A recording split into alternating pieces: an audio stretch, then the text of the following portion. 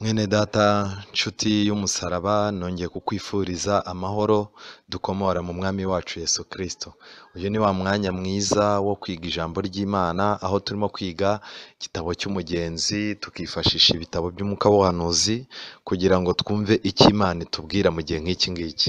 Njyewe ndi Musoni Flavien, nongeye kuguha ikaze muri iki cyigisho, aho nifuza ko Imana inzamurana nawe mu bitekerezo kugira ngo tubashe gushyikira isomo Imana yatugeneye uyu munsi. Imana iguha umugisha cyane. Reka dusenge. Uwiteka Mana nziza, izina ryawe rihabwe icyubahiro.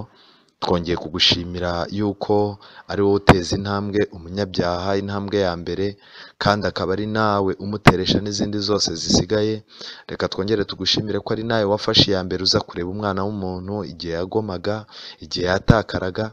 Reka twongere tugushimire ko ari wowe wafashe umwanzuro wo kumukorera icyari kirenze ibyo yari kwikorera, ibyo atari no gushobora gukora, ariko ukabikora kubw'urukundo wadukunze, kugira ngo natwe nyuma nidusobanukirwa urukundo wadukunze natwe tuzagukunde. Witeka, twongeye kugushimira yuko urukundo rwawe rugaragarira mu ijambo ryawe. Tugiye kuryiga rero kugira ngo ridukure mu ntege nke, ritwambike imbaraga. Tugiye kuryiga kugira ngo riduhe gutandukanya icyiza n'ikibi. Tugiye kuryiga kugira ngo ritumenyeshe aho ibihe byerekera. Tugiye kuryiga by'umwihariko kugira ngo ritwereke uko duteye, kugira ngo ritubere indorerwamo, kandi ijambo ryawe rigira imbaraga mu mitima yacu.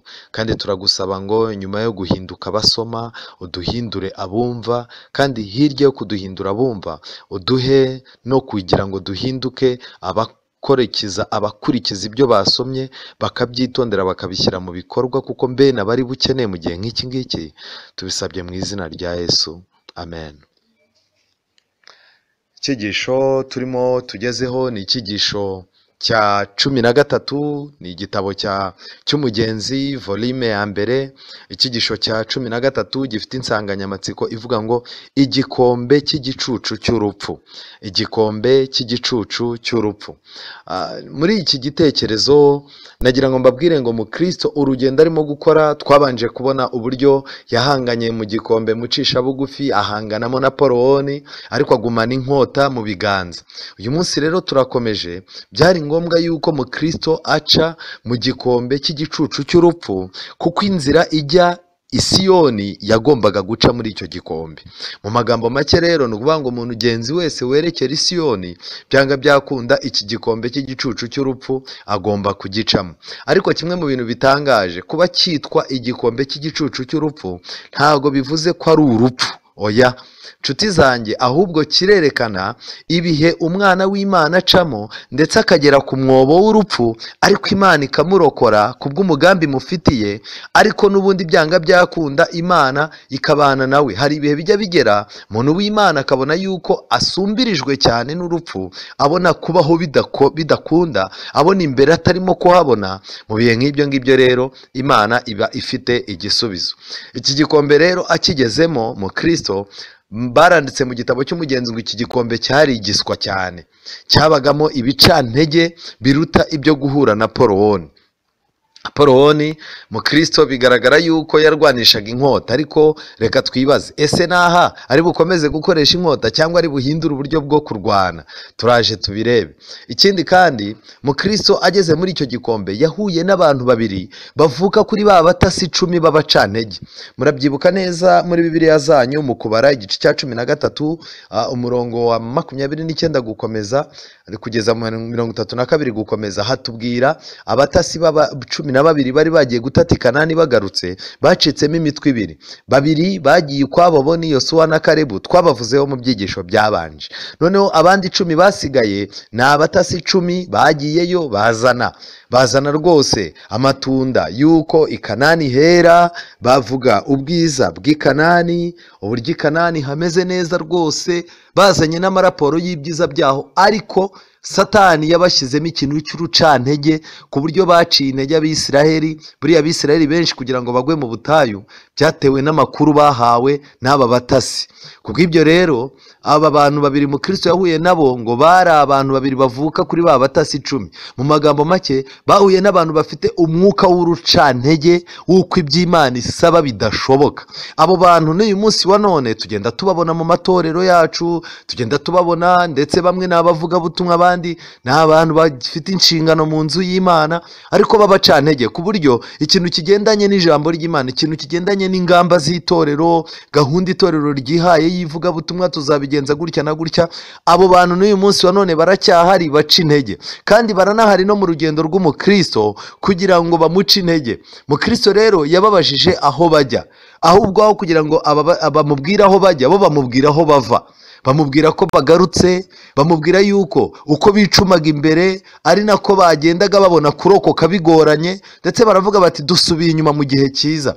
Iyo twibeshye tugasubira inyuma mu gihe kibi twari guhita tugwayo rwose.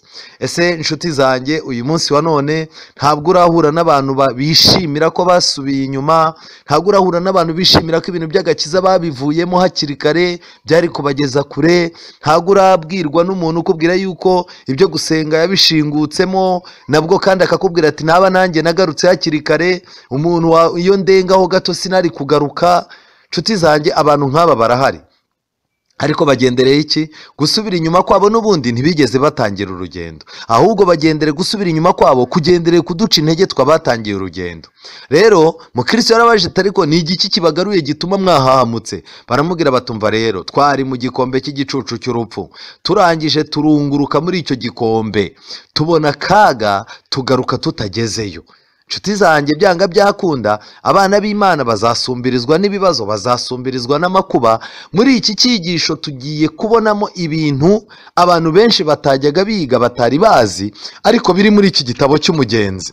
Twabonye igikombe kirimo umwijima, tubona abadayimoni, imyuka mibi n'ibiyoka, twumvaga imiborogo y'abababazwa baboheshejwe n'umubabaro n'ibyuma hejuru yacu hari ibicu bivurungana byihebesha abantu, kandi urupfu rwari rutwikiriye icyo kibaya amababa yacyo. Mu magambo make, hari igihe umwana w'Imana ageramo, hari igihe abana b'Imana bagezemo, ibi bintu bibabaho. Murabyibuka neza guturuka mu mwaka 67 umwami Nero, umwami w'Umuroma, Roma y'abapagani, yatangiye kwica abantu ku buryo ba Pawulo, ba Petero icyo gihe bapfiriye.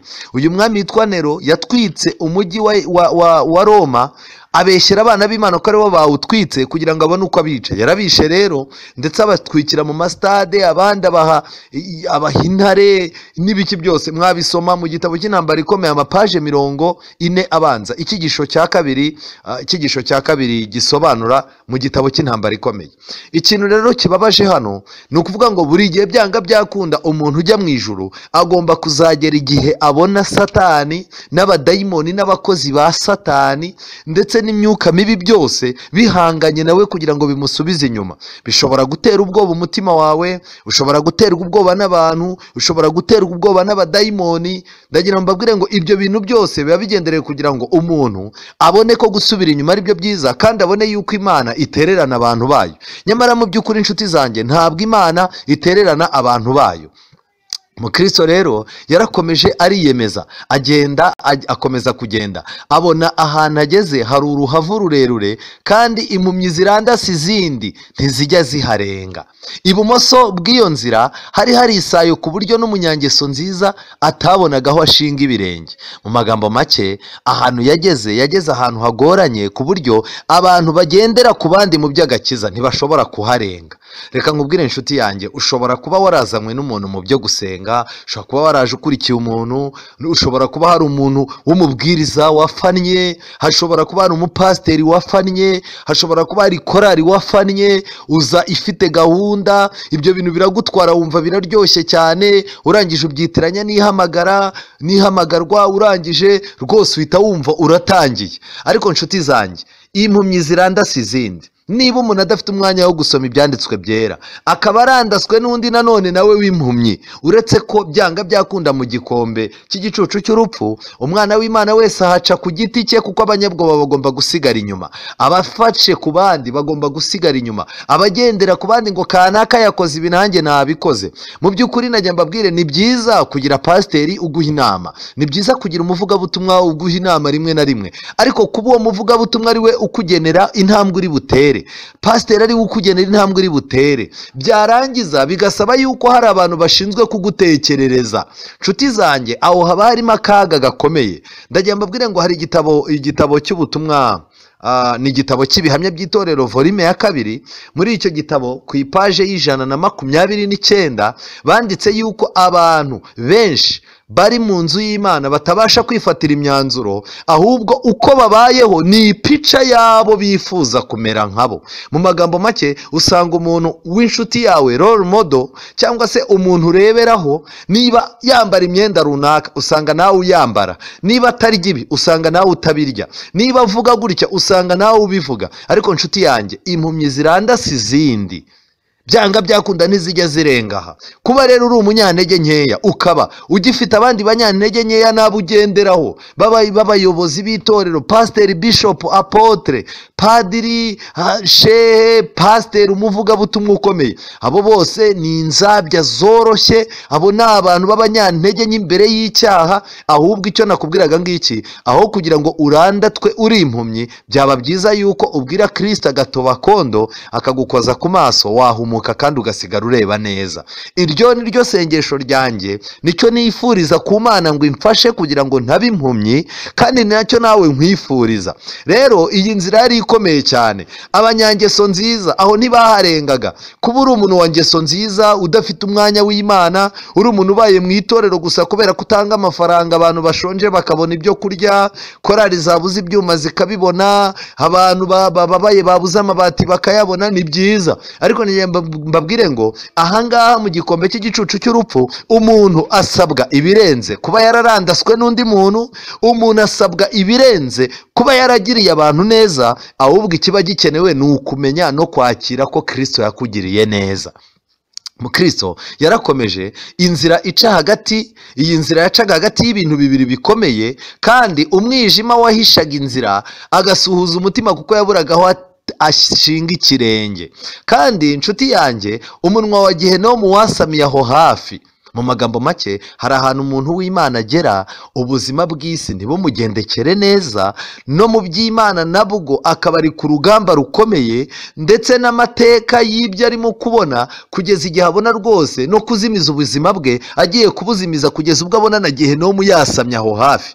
Nshuti zanjye, ibi bihe Dawidi yabiciyemo igihe Sawuli yamurwanyaga, Dawidi yaciye mu bihe nk'ibi ngibi. Kandi na nyuma y'uko Dawidi afata ubwami, igihe cyarageze atangira guhura n'ibigeragezo mu rugo rwe, abana be baratangira bararwana, baramurwanya. Dawidi aratangira, abana be bafata abagore be baryamana nabo, Dawidi ahura n'ibibazo, abandi barapfa n'ibiki byose, arangije agahinda karongera karamwica. Nibwo Dawidi yabazaga ngo imfatiro z'ishenga umukiranutsi yakora iki? Nshuti zanjye, ibyo byari ibihe bigoranye. Mu bihe bigoranye bya mbere ni ibihe Dawidi yahigwaga na Sawuli. Ibihe bigoranye bya kabiri nabyo Dawidi yagereranyije n'igicucu cy'urupfu, ni ibihe yahigwaga n'abana be kugeza igihe yahungaga yambaye ibirenge. Nshuti zanjye, ibi bihe yabonaga gukira biragoranye. Ingaruka z'ibyaha yagiye akora zamugarutse imbere, kandi mu by'ukuri yarababariwe, yasabye Imana imbabazi. Niho yandikiye muri ibyo bihe, nibwo yanditse Zaburi ya 50 na Zaburi ya 51 na Zaburi ya 32. Muzazisome, izo ni Zaburi zerekana kwihana kwa Dawidi. Zaburi ya 32, aho Dawidi ku murongo wa 5 yageze aravuga ngo nakwemerera ibyaha byanjye, sinatwikire gukiranirwa kwanjye, naravuze ni ndaturira Uwiteka ibicumuro byanjye, nawe unkuraho urubanza rw'ibyaha byanjye. Ibi byari ibihe bikomeye cyane, aho Dawidi yabonaga uretse gutakaza ubuzima bwe busanzwe, agiye no gutakaza n'ubuzima bw'iby'umwuka. Kubw'ibyo rero cyari igihe kigoranye. Yabonaga Gehinomu ifunguye iminwa yayo, abadayimoni bamurwanya hirya no hino hino. Ni nayo mpamvu zaburi yose Dawidi yavuga ngo Uwiteka niwe gitare kinkingira. Mu magambo make yabaga afite ibitare yabagamo mu gihe yahigwaga na Sawuli, kandi no mu gihe yagendaga yavugaga yuko Uwiteka ari we bwihisho bwe kandi ari we ugarura icyubahiro, kandi koko Imana yarabikoze. Nshuti zanjye rero, iki gihe igikombe cy'igicucu cy'urupfu ni hahandi, ni ibihe bibi cyane umukristo ageramo akabona amateka y'imbere aramwereka ko kubaho bidashoboka. Yareba akareba ibigendanye n'ijuru nabyo akabona abadayimoni barimo baramuvangira. Uretse kuba yariyubatse ku Mana, kandi biba ari ibihe by'umwijima, aho ureba n'ikirere, aho kugira ngo ubone inyenyeri z'amasezerano y'Imana ziguhumuriza, ahubwo ukabona ibicu byirukanka biteye ubwoba. Aho ujya kumva mu gihe utegereje amajwi meza yajyaga kuganiriza, ukumva amajwi ateye ubwoba akubwira yuko utazatera intambwe. Nshuti zanjye, mu gihe nk'icyo ngicyo nicyo gihe kiba kiryoshye cyane cyo kuririmba indirimbo ya 53. Indirimbo ya 53 ni indirimbo nkunda cyane, indirimbo ikomeye cyane umuntu aba akwiye kwifashisha mu bihe nk'ibyo ngibyo. 53 ni indirimbo ivuga ngo Mwuka Wera muyobozi ube hafi y'abakristo, mfata ukuboko nyobora, ndi umugenzi ku gahinga. Abananiwe bishima ubwo bumva ijwi ryiza ribabwira riti bagenzi mwe nimuze mbageze iwanyu, ntuduhemukire iteka, ntabwo wanga kudufasha, dukomeze tukwizere dukabakabe hijimye, amakuba naboneka imitima nikuka, ijwi riti bagenzi mwe nimuze mbageze iwanyu. Tumaze imirimo yacu dutegereje gukizwa, dusigaranye iby'ijuru twibaze ko twanditsweyo, twikingira ibidutera no kwiringira Yesu. Ijwi riti bagenzi mwe nimuze mbageze iwanyu. Nshuti zanjye, uretse iyi ndirimbo ya 205, indirimbo ya 205 nayo ivuga amagambo akomeye. Ni 204. Indirimbo ya 204 yo iravuga ngo mwami umuraba urakaze urahorera cyane, nta buhungiro nta bwugamo bw'umuzajoro nk'uyu. Mbese ko tugiye gupfa nawe wiryamiye, dore umuraba wabaye icyago tugiye kurengerwa.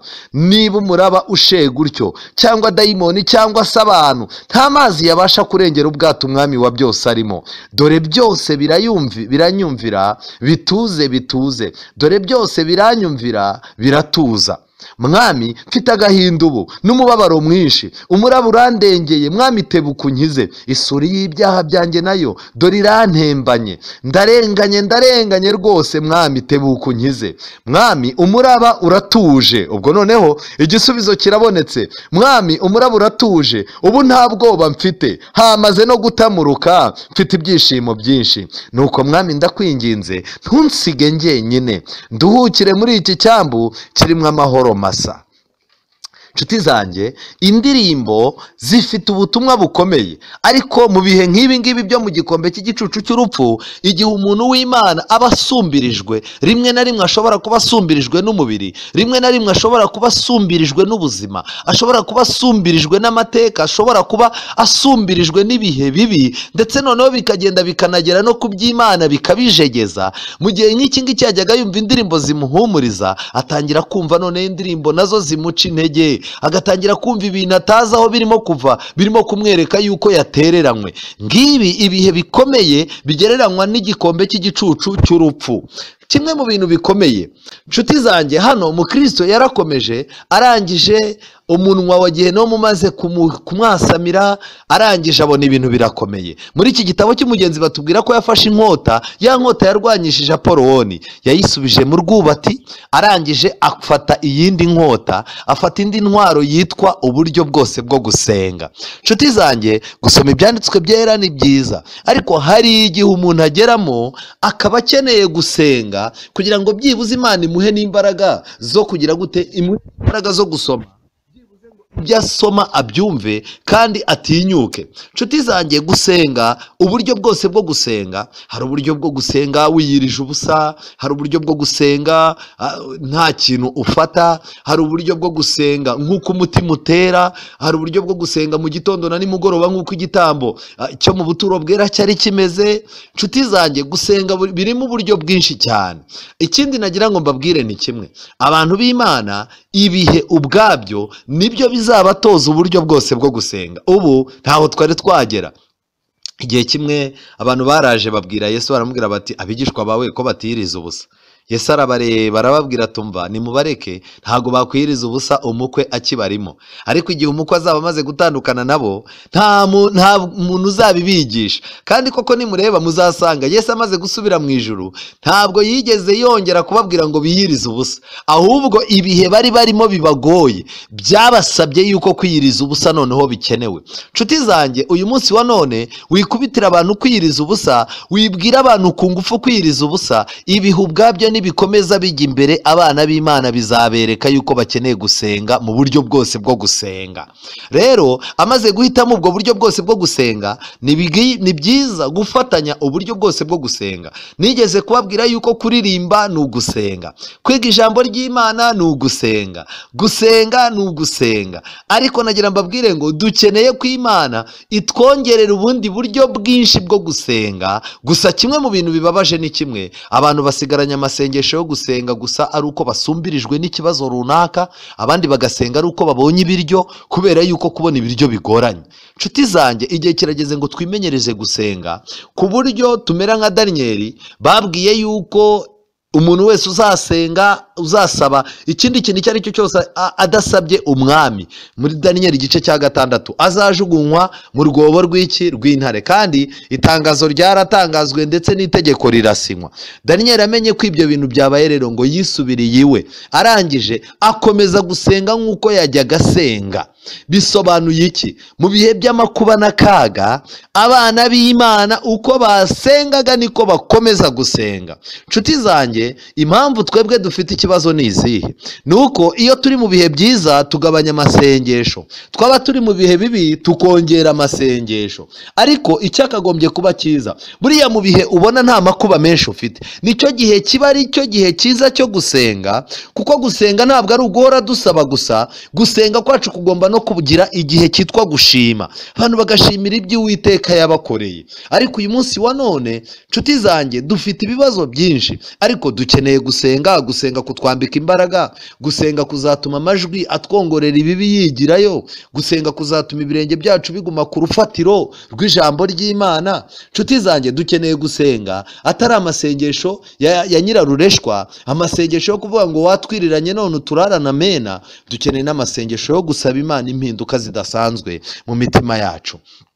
Nshuti zanjye, muri iki gitabo barakomeje barandika ngo Mukristo yakomeje gutekereza urugamba ruhari, arangije asubiza ibitekerezo by'inyuma. Yasubije ibitekerezo by'inyuma, ariko ni iki cyamufashije? Niba mureba neza muri iki gitabo kuri page 65 baranditse ngo nuko areba inyuma, si uko ashaka gusubirayo, ahubwo ni ukugira ngo arebe ku mugaragaro akaga kenshi yanyuzemo mu mwijima. Mukristo yagendaga yongerwa imbaraga no gusubiza ibitekerezo by'inyuma iminsi ihise, ariko ntabwo yatekerezaga inyungu yasize mu rugo rwe cyangwa n'ahandi, ahubwo yatekerezaga uburinzi bw'Imana. Igihe cyose dusubije ibitekerezo byacu inyuma, tukibuka uburyo Imana yagiye iturinda mu ntambara zahise, bitwongera ubutwari yuko n'imbere kandi naho turi Imana izadufasha.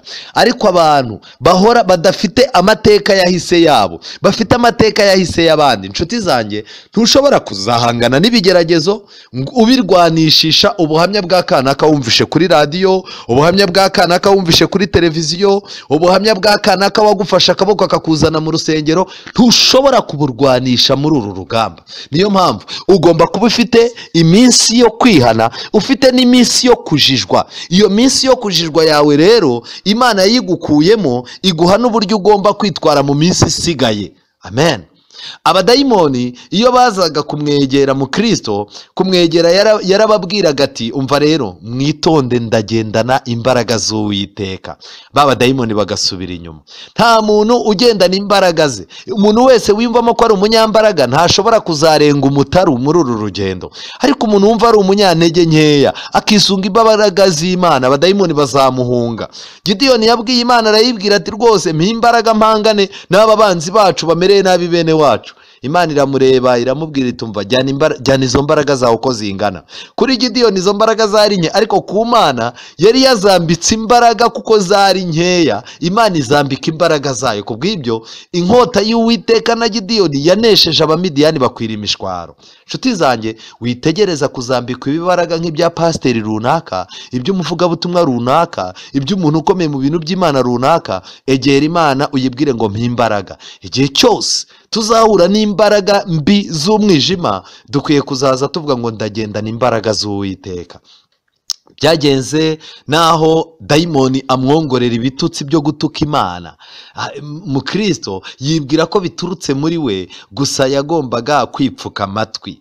Nshuti zanjye, byabaye ngombwa ko Mukristo atangira kumva ibitutsi byo gutuka Imana agira ngo bivuye muri we, nyamara ntabwo byari bivuye muri we. Bijya bibaho yuko abadayimoni batangira kutwongorera, bagatangira kutwongorera amagambo amwe n'amwe, ndetse atwereka yuko Imana nta kintu itumariye, ndetse ayo magambo y'ubuhumyi, amagambo y'ubujiji, amagambo y'urucantege. Buriya najya mbabwire ngo muntu w'Imana urimo kunyumva, nuramuka uri mu bibazo, ujya wibuka yuko nta mutambyi waganyiraga abantu. Kubw'ibyo rero jya usaba Imana no mu ntege nke zawe bakwegera bakubonemo imbaraga. Ndagira ngo mbabwire inshuti zanjye, nicyo kintu gikenewe. Hari igihe Imana yohereza abantu baje mu ntege nke zacu kugira ngo intege nke zacu zibigishe uburyo Imana itanga imbaraga.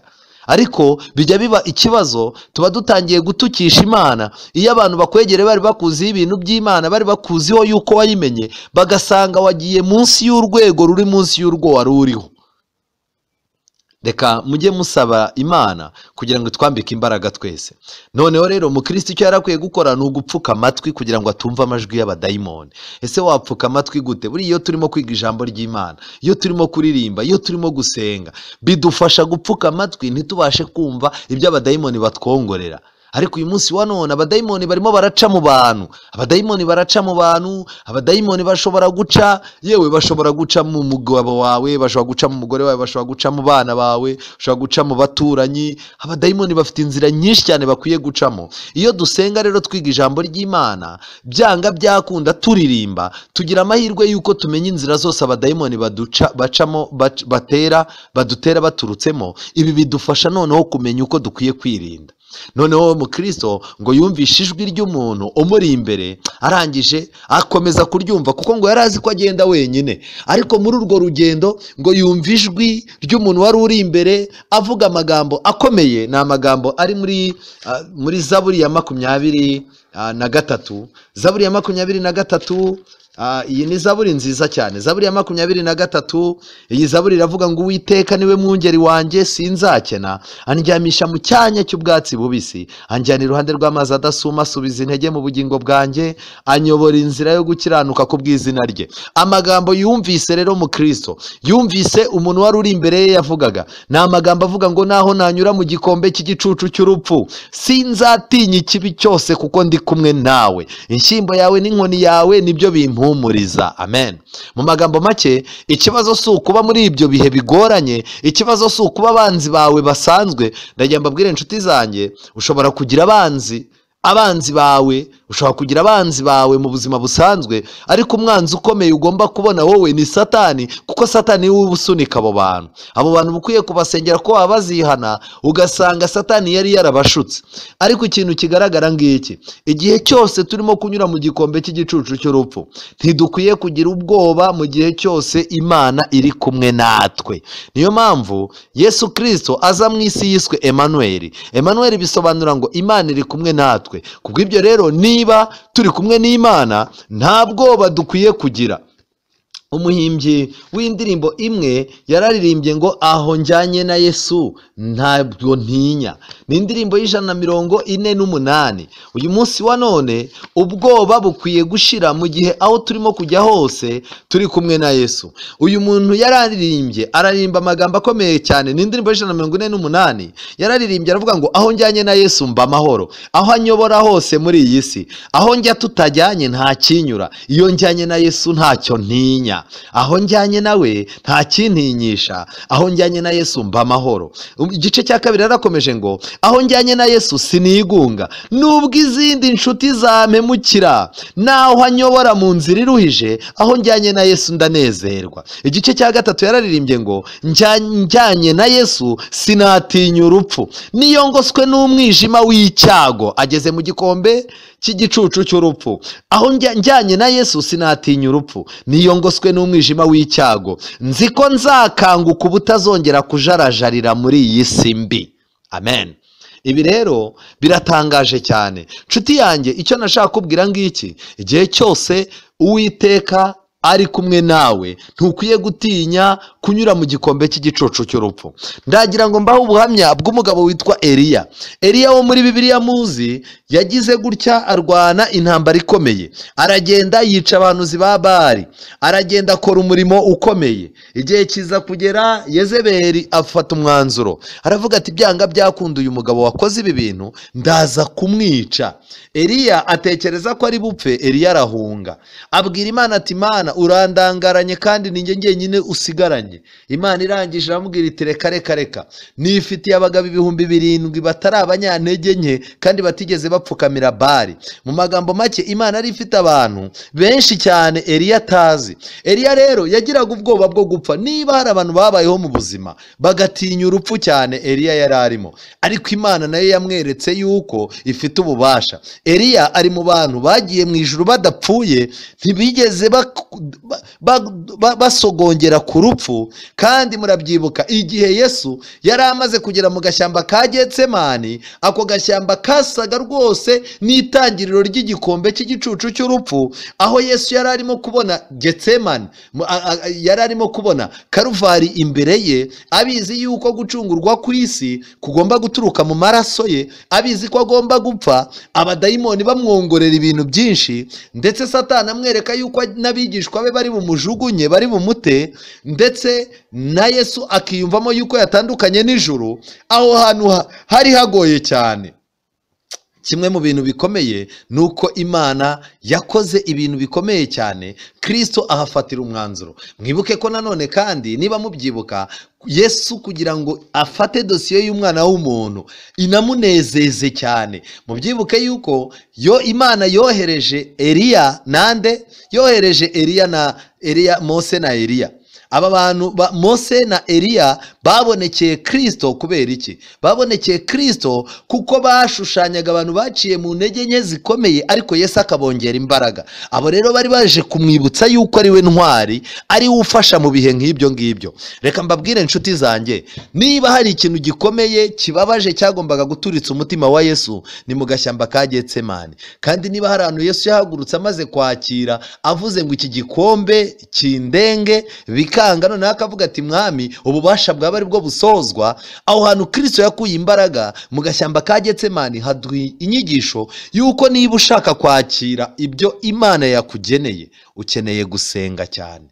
Aha rero ndagira ngo mbabwire, byageze aho ngaho mu Kristo agira amahirwe, agenda akurikiye wa muntu. Mu magambo make, isezerano ry'ijambo ry'Imana niryo ryamumenyesheje ko atari we waciye aho wenyine, kuko yageze aho ngaho atangira no kumenya ibimenyetso, atangira no kubona ibimenyetso bimwereka ko n'abantu babayeho kera cyane baciye aho ngaho. Arangije rero, amahirwe yabaye nuko bwahise bucya. Nimureba neza mu gitabo cya Amose ni igitabo cyiza cyane.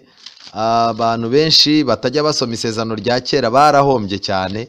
Amosi igice cya 5:8, ijambo ry'Imana riravuga ngo mushake iyaremye inyenyeri za Kirimiya n'iza Oriyoni, ihindura igicucu cy'urupfu ikakigira igitondo, ihindura amanywa umwijima wa nijoro, ihamagara amazi yo mu nyanja ikayasandaza ku isi, Uwiteka niryo zina rye. Akajambo nashakaga ni kariya, ihindura amanywa umwijima wa nijoro. Akandi kajambo nashakaga ni uko ihindura igicucu cy'urupfu ikakigira igitondo. Mu magambo make, byanga byakunda kurira kwararira umuntu, ariko bwaki impundu zikavuga. Imana uyu munsi wa none, niba uri mu kigeragezo runaka, ukaba ufite akaga runaka, ukaba ubona no kubaho kwawe ubona bifite ikibazo, ukaba ukabona imbere utahabona, ndetse ukabona amajwi yo mu matwi yawe n'amajwi y'abagusura n'iki bakwereka yuko iherezo ari isanduku, ari urupfu, kubaho bidashoboka. Nshuti zanjye, nagira ngo nkubwire ngo iryo ni ijoro urimo rikomeye, ariko bushobora gucya Imana ikabihindura igitondo. Nshuti zanjye, ibyo birashoboka. Bwarakeye rero, Mukristo agiye kubona abona burakeye. Haba ubwo Imana ishyira ibintu mu mucyo, bukeye umuntu akamenya ibyamuhigaga n'ubutabazi Imana yamuzaniye. Mukristo amaze kubona bukeye, yarebye inyuma. Arebye inyuma asanga ahantu yari hari habi mu rwego rwo hejuru. Aha yararebye abona neza rwa ruhavu ruri ku ruhande ruri ku ruhande rumwe, na ya sayo iri ku rundi. Areba nuko inzira ifunganye ica hagati y'ibyo. Mukristo abonamo naba badayimoni na ya myuka mibi na bya biyoka byo mu rwobo rw'igihenomu, ariko byose byari bimuri kure, ntibyamuba bugufi ijoro rikeye, ariko byamugaragariye nk'uko byanditswe ngo Uwiteka agaragaza ibitamenyekana byo mu mwijima, kandi igicucu cy'urupfu agishyira mu mucyo.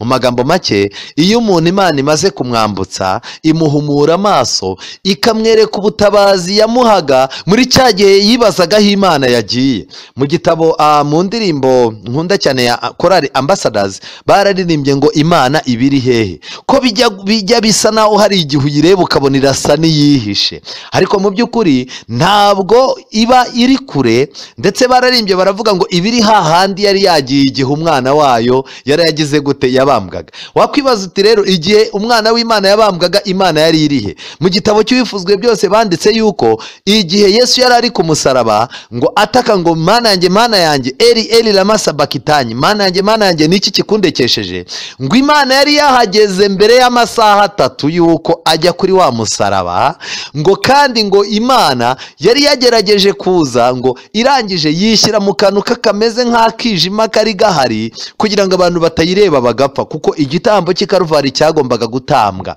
Kubw'ibyo rero, Yesu yambaye inyoko muntu n'ibibazo byayo, amaze kubyikorera, yibajije aho Imana yagiye ko yamutereranye, ngo ariko Imana yari iri aho hafi.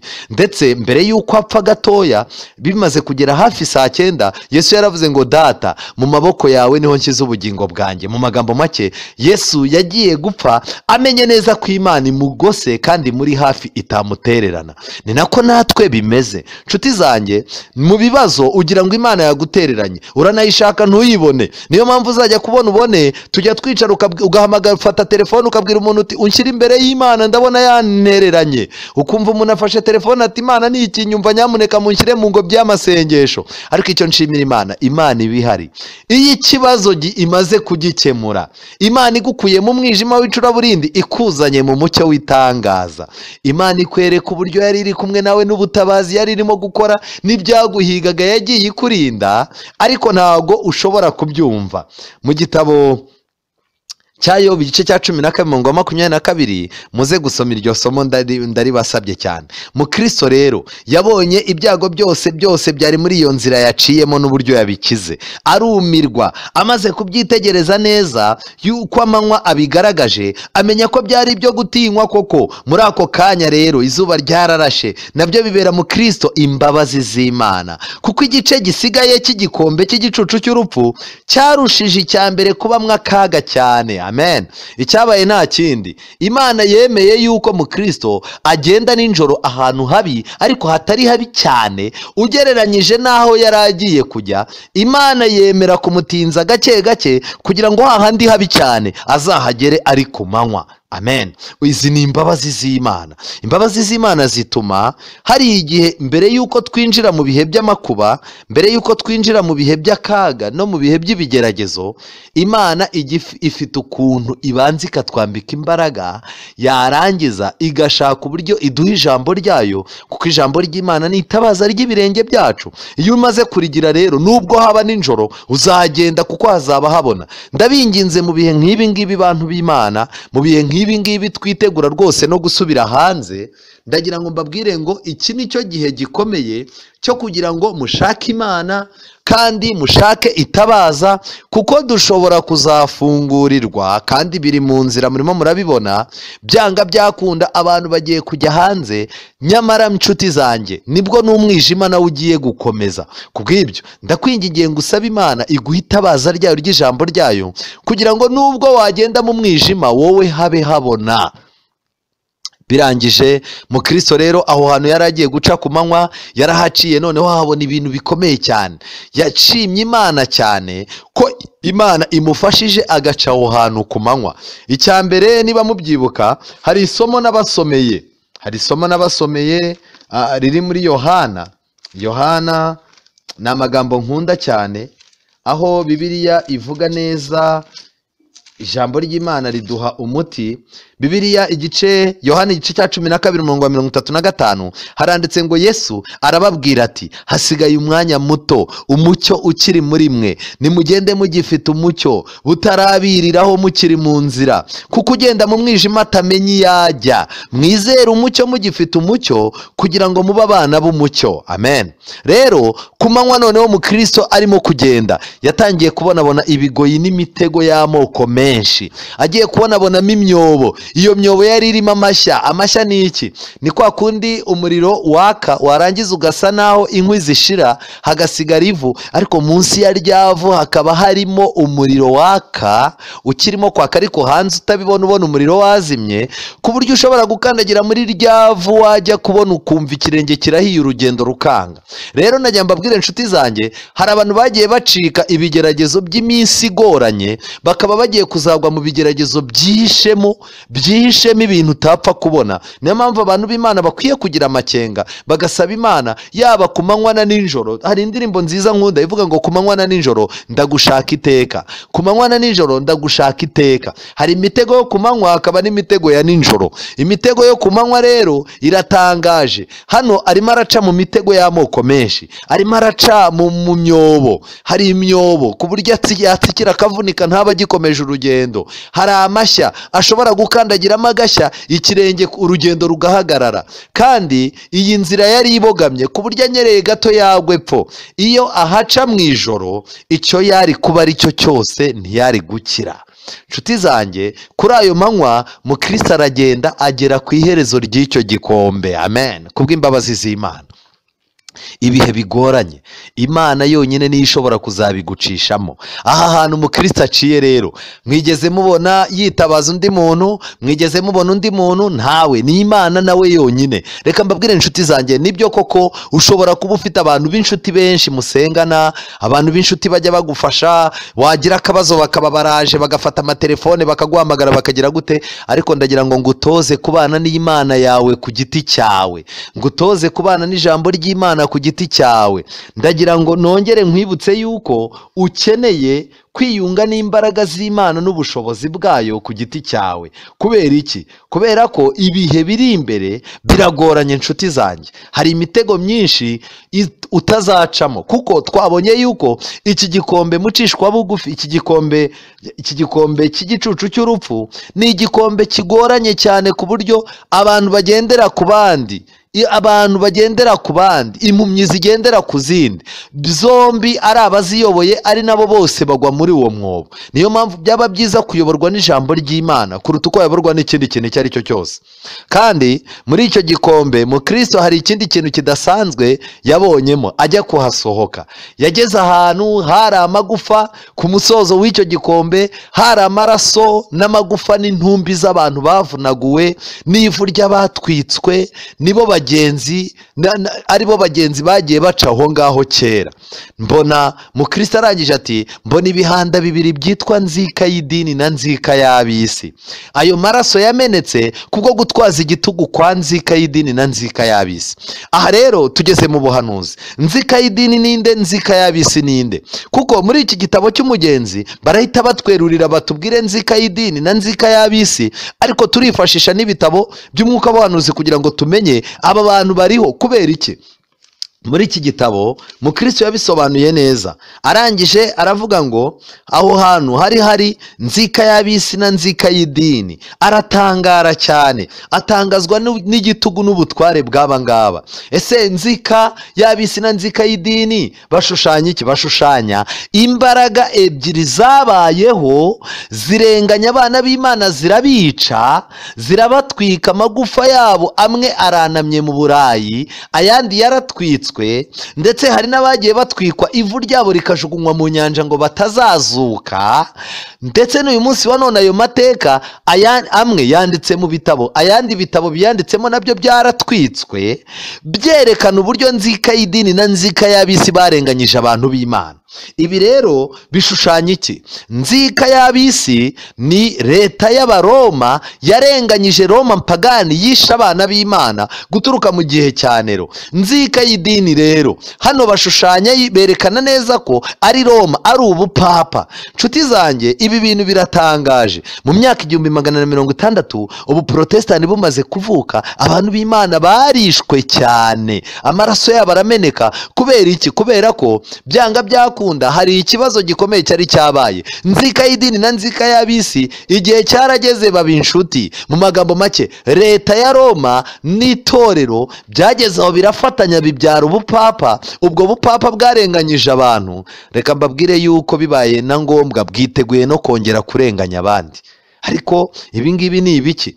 Nzika y'ab'isi byanga byakunda hari hashize imyaka myinshi apfuye. Mu gihe cya Yohana Bunyane, nzika y'ab'isi hari hashize igihe apfuye. Bisobanura iki? Mu magambo make, Roma mpagani hari hashize igihe Roma mpagani isa n'ivuyeho, ariko nzika y'idini yarakiriho. Mu magambo make, nzika y'idini nta rindi dini ryari ririho. Mu gihe cya Yohana Bunyane hari hariho idini ya Gikristo y'Ubuprotestani, ariko iyo dini yari yanzwe cyane n'idini ya Roma, kugeza ubwo n'idini y'Abakirisitu yemeraga gufata abantu b'Imana ikabafungisha kugira ngo ikire inzika ya Roma.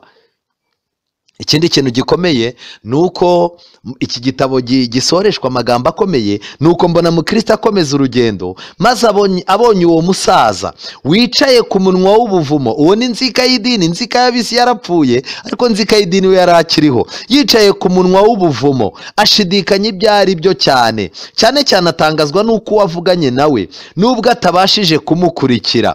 Ati, mutega amatwi, yaramubwiye ngo nzika y'idini yaravuze ngo ntimuzatunganywa abandi bo muri mwe mutaratwikwa. Ayo niyo magambo mukristo yatambutse yumva nzika y'idini arimo kuvuga.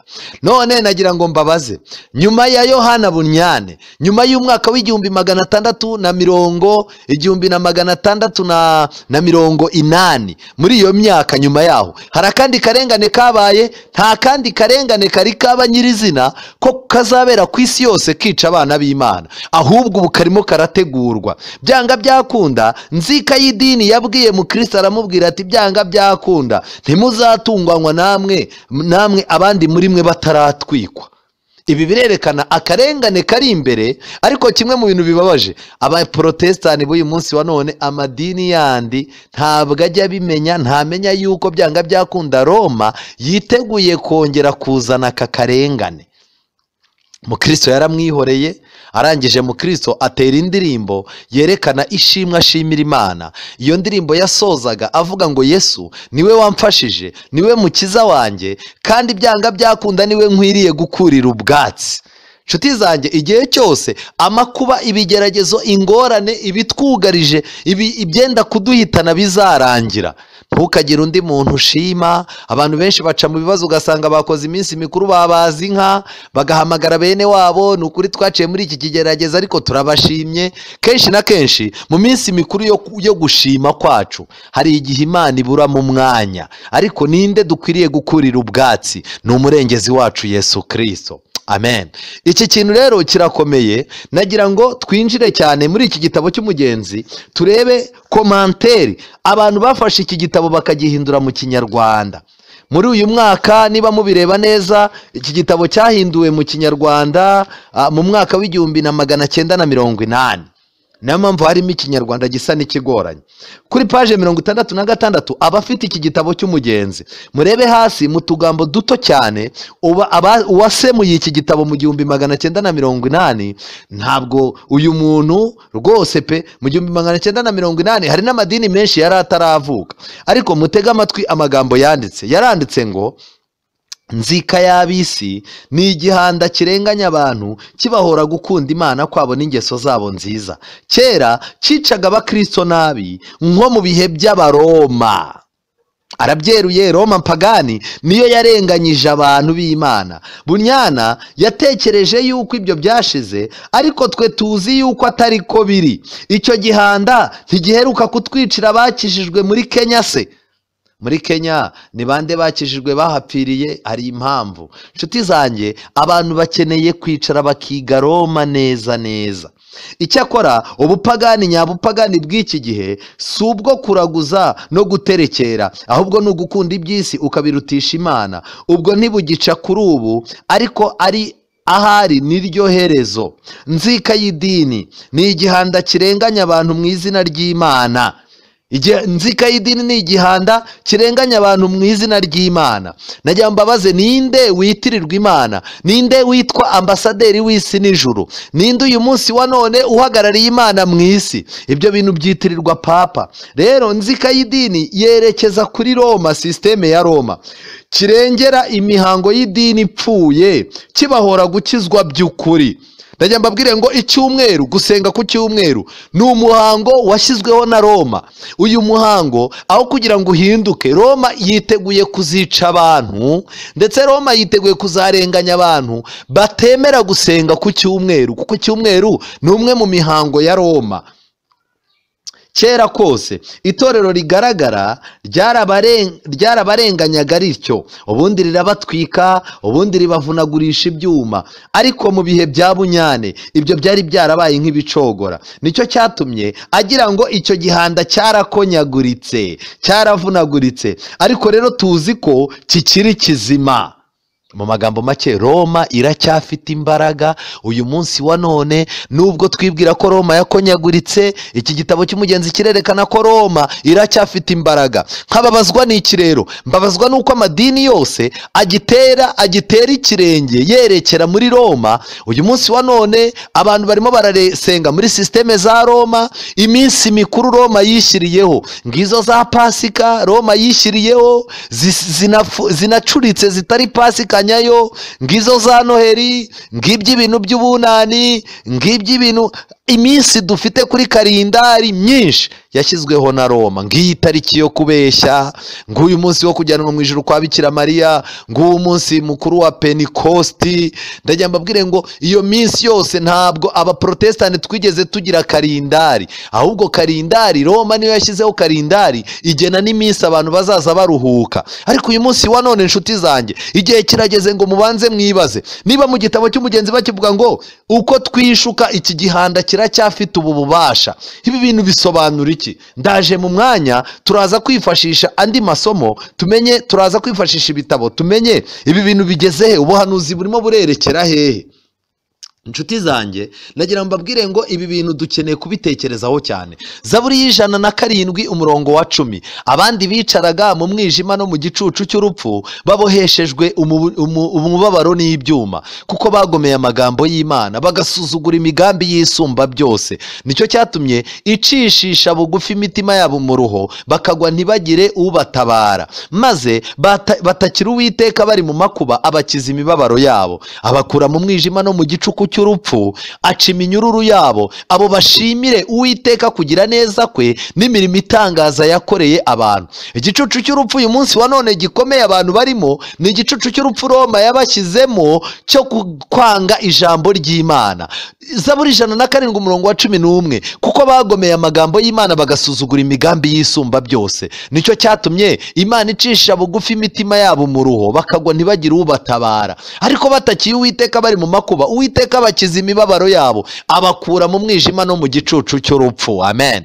Igihe cyose amagambo y'Imana yashyizwe ku ruhande, abantu barimo baragenda mu gicucu cy'urupfu cy'inyigisho z'ibinyoma, igicucu cy'umwijima, kandi byanga byakunda iki gicucu cy'umwijima kizatuma abandi binjira no mu gicucu cy'urupfu cya nyuma.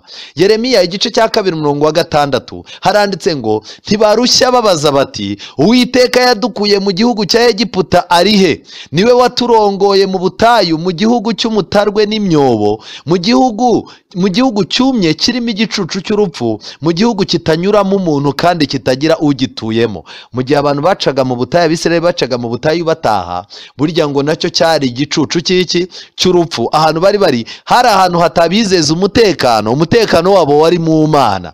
Zaburi ya 23:4, naho nanyura mu gikombe cy'igicucu cy'urupfu sinzatinya ikibi cyose, kuko ndi kumwe nawe. Inshyimbo yawe n'inkoni yawe nibyo bimpumuriza. Inkoni yerekana ubuyobozi bw'Imana, inshyimbo yerekana kugarurwa n'Imana kw'intama yatannye.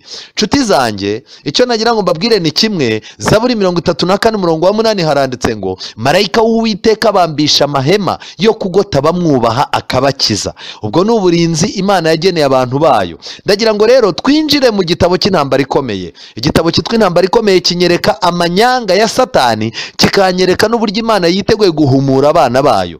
Paje y'195, igitabo cy'intambara ikomeye. Baranditse ngo, mu bihugu byinshi by'Uburayi ubutegetsi bwayoboraga mu itorero na leta bwari bwaramaze imyaka magana menshi bugengwa na Satani binyuze mu mikorere y'ubupapa. Ariko aho nanone hongera kugaragara ukwiyerekana gushya kw'imbaraga ya Satani. Mu magambo make, itorero na leta, nzika y'idini na nzika y'abisi byahurijwe hamwe na Satani kugira ngo ibyo bintu bikorane mu gihe cy'akarengane. Mu paje 202, abize iby'iyobokamana bashyiraga ibitekerezo bibi mu baturage, bababwira yuko inyigisho za giprotestani zishora abantu mu bintu by'inzaduka n'ubupfapfa, zikambura umwami urukundo rukomeye yakundwaga n'abo yayoboraga, kandi zigasenya itorero na leta. Uko niko Roma yashoboye gukoresha Ubufaransa maze bwanga ubugorozi, gushaka gukomeza ingoma, kurinda abakomeye ndetse no gukomera ku mategeko. Nibyo byatumye ku nshuro ya mbere inkota yo gutoteza ikurwa mu rwubati mu Bufaransa. Murabyumva byanga byakunda. Igihe cyose inyigisho y'abaprotestani yararwanyijwe kugeza ubwo ubupapa Roma yafashe leta zo mu isi zibwira yuko ubuprotestani inyigisho zabwo zituma leta zitagira icyubahiro, zidakundwa n'abantu bazo. Nshuti zanjye mbabwira, uyu munsi wa none reka mbasabe bantu muteze amatwi iki cyigisho, muze kuza gukurikirana. Mu mwaka 2017 mu kwezi kwa Cumi ari tariki 31, muri icyo gihe ubuprotestani bwafashe umwanzuro. Amadini ya giprotestani yari asigaye hafi ya yose yaragiye asinyana na Roma umwanzuro yuko ubuprotestani busenyutse. Kubera iki? Uyu munsi wa none abantu bagomba gusigara bahakana inyigisho z'ibinyoma, bahakana uburyo imisengere irimo kwivanga na politike z'isi, bahakana ibintu uko birimo kugenda bizamba. Aba bantu byanga byakunda Roma igiye guhangana nabo. Ibi rero biratangaje. Paje 216 baranditse ngo, bityo hongeye kugaragara ingaruka mbi nk'izagiye zigaragara kenshi mu mateka y'itorero uhereye mu gihe cya Konstantino kugeza igihe cya none. Izo ngaruka zabaye izo kugerageza kubaka itorero hakoreshejwe ubufasha bwa leta, ndetse no kwiyambaza imbaraga z'abisi mu gushyigikira ubutumwa bwiza bw'uwavuze ati, ubwami bwanjye si ubw'isi. Ukwifatanya kw'itorero na leta uko kwaba kuri ku rwego ruto cyane kose, nubwo kubasha kugaragara ko kwatuma abisi begera itorero, mu by'ukuri icyo gukora ni uko gutuma itorero ari ryo ryegera isi. Rero nshuti zanjye nagira mbabwire, igitabo cy'umugenzi kitubwiye nzika y'idini na nzika y'abisi. Ubu bumwe bwari buri hagati ya nzika y'idini na nzika y'abisi, abantu b'Imana bakicwa mu gihe cy'akarengane. Ubu bumwe bugiye kongera kubaho. Amadini agiye kwihuza, narangiza na leta zihuze, noneho kwa kwihuza kw'amadini na kwa kwihuza kwa leta nabyo bisomane, bihana ikiganza. Aho rero akarengane kazaba kagiye gutangira. Bya bindi dusomye mu gitabo cy'umugenzi bizaba bigiye kuba. N'ubundi abashaka kubaha Imana bose bari muri Kristo Yesu bazarenganywa. muri iki gitabo kandi kuri paji ya 409 barabyeruye noneho batwerekaho ibihe bigeze. Nshuti yanjye, niba uri umuprotestani nyakuri ukaba imisengere yawe n'inyigisho zawe bidakomoka i Roma, tega amatwi aya magambo. Ijambo ry'Imana ryatanze imiburo ku kaga kagiye gutera. Mureke ibyo byirengagizwe, maze abaprotestani bageraho bamenye neza imigambi nyakuri ya Roma. Uretse ko bazabyibuka barakererewe, batagifite uburyo bigobotora muri uwo mutego baguyemo. Itorero Gatulika ry'i Roma riragenda risatira ububasha bwaryo ryahoranye bucece. Inyigisho zaryo mu biterane, muri za kiliziya, zirategura inzira mu mitima y'abantu. Riregura rwihishwa inyubako yaryo yaguye kugira ngo rigarure akarengane ku bataryemera. Rirahuriza hamwe imbaraga zaryo ritegura intwaro bucece kandi ntacyo ryikanga, kugira ngo igihe nikigera rishoze intambara. Ritegereje gusa ko igihe kigera, kandi icyo gihe ryamaze kugihabwa. Bidatinze tugiye kureba kandi twumve, nibwo tuzamenya itorero ry'i Roma icyo ari cyo. Umuntu wese uzizera kandi akumvira ijambo ry'Imana azahasakiranira n'ibigeragezo n'akarengane. Aya magambo arakomeye. Ibi tubikomoye rero ni igitabo cy'intambara ikomeye, paji ya 409, ariko ibi bintu tubyisobanuye duturutse mu gitabo cy'umugenzi kuri nzika y'ab'isi na nzika y'idini. Aho nzika y'idini mukristo amaze gutambuka nzika y'idini kuko yavunaguritse atabasha kongera kumufata, yaramubwiye ngo ntimuzatunganywa abandi muri mwe mutaratwikwa. Mu magambo make, hari idini, hari imitekerereze, hari imisengere igifite gahunda yo kuzarenganya abantu igatwika abandi bazira gahunda n'imihango yaryo. Ba protestani, ndabasabye mufunguke amaso, mwicare mwige, mumenye impamvu zatumye tuva i Roma, impamvu zatumye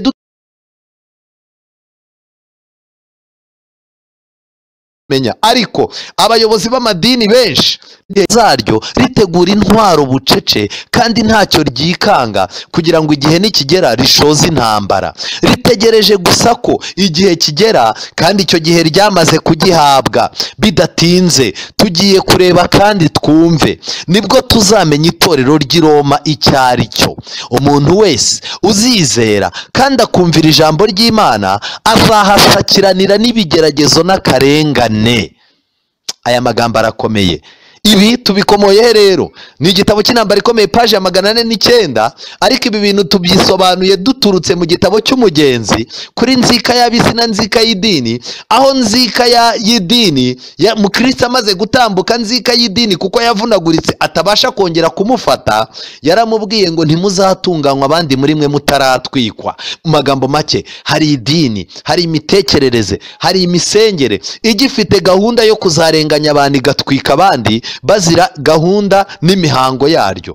Ba protestani, ndabasabye mufunguke amaso, mwicare mwige, mumenye impamvu zatumye tuva i Roma, impamvu zatumye dutera umugongo Roma kugeza uyu munsi wa none.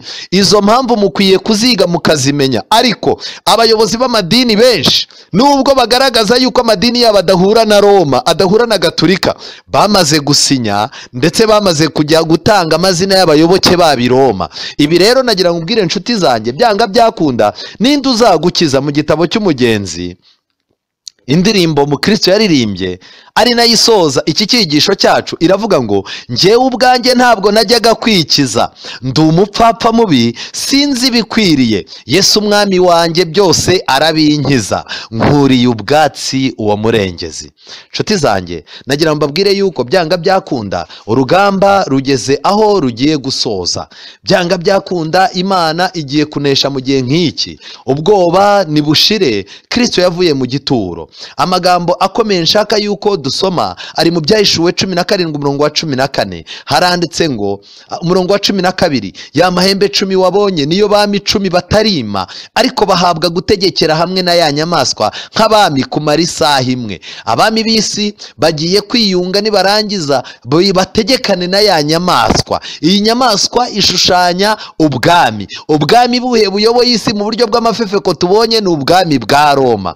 Bazategekana nayo bamare gutegeka hamwe na ya nyamaswa nk'abami kumara isaha imwe. Mu magambo make, byanga byakunda leta zo mu isi hari igihe kizagera zigiye kuzamara, ni igihe gito kandi kiri imbere yacu gato, kizamara leta ya Roma ariyo iyobora ubutegetsi bwo ku isi ku mugaragaro. Abo bahuje inama bahaye ya nyamaswa imbaraga zabo n'ubutware bwabo. Umurongo wa 13, leta zo mu isi zigiye guha inama. Nibamara guhuza inama, icyo bazakora ni iki? Bagomba gusangira na Roma imbaraga zabo n'ubutware bwabo. Umurongo wa 14, bazarwanya umwana w'intama. Kurwanya umwana w'intama ni gute? Kurwanya abantu b'Imana kuba ari ukurwanya Imana ubwayo ku giti cyayo. Bazarwanya umwana w'intama, ariko umwana w'intama azabanesha, kuko ari we mutware utwara abatware n'umwami w'abami. Kandi abari hamwe nawe, bahamagawe, batoranijwe, bakiranutse, nabo bazayinesha. Ndakwifuriza ibi bintu bine. Icya mbere, ndakwifuriza kuba hamwe na Yesu, ndakwifuriza guhamagarwa nawe, ndakwifuriza gutoranywa nawe, ndakwifuriza gukiranuka. Ibyo bintu bine bizaguha kunesha inyamaswa n'igishushanyo cyayo. Imana ikujya imbere igufashe kugira ngo iguhe kunesha. Nibyo nkwifuriza, nanjye niyifuriza mu izina rya Yesu. Dusenge. Uwiteka Mana nziza, izina ryawe rihabwe icyubahiro. Igikombe cy'igicucu cy'urupfu ni ahantu umuntu agera agacika intege, ndetse n'amasezerano ntayabone, amajwi y'abadayimoni akamwongorera, ibihe bikamwereka ko imbere nta kindi ari urupfu, ndetse ibintu bikamwereka yuko yatereranywe nawe. Ariko tugushimiye yuko uri kumwe natwe, ko mu gikombe cy'igicucu cy'urupfu ntituzatinya, igihe cyose tuzaba turi kumwe nawe. Abana bawe, ibihe by'isi birimo biratwereka ko ibintu byizunguza cyane, kandi birimo biratwereka ko ibihe imbere birimo kwihindaguriza. Ikirere kiri hejuru yacu kijimye cyane, kiratwereka yuko ibicu birimo kwirukanka. Hirya no hino turimo turahumva amakuru ateye ubwoba, ariko ntidukwiye gutera ubwoba. Twagize amahirwe urimo uraduteza intambwe tujya mbere. Reka rero twe gutinya, kandi byanga byakunda nubwo igikombe iki gihanda nzika y'idini kirimo kongorera abantu yuko byanga byakunda hari abantu bagomba gupfa, udutinyure kugira ngo tumenye yuko uri kumwe natwe ntacyo tuzabura. Reka ijambo ryawe ryubahirizwe. Ibihe by'akarengane k'abana bawe biri imbere, ibihe by'abakubaha n'abakunda ijambo ryawe biri imbere, ubitwambutse neza dutsinze. Kandi ibintu bine dusorejeho turabigusabye kugira ngo uduhe kunesha, tubisabye mu izina rya Yesu, amen.